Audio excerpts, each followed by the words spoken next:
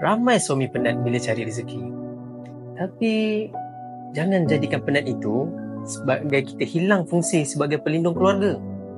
Baginda Nabi SAW pun apabila sampai rumah, baginda senyum, bantu keluarga. Bukan sebab baginda penat, tapi baginda faham keluarga itu amanah.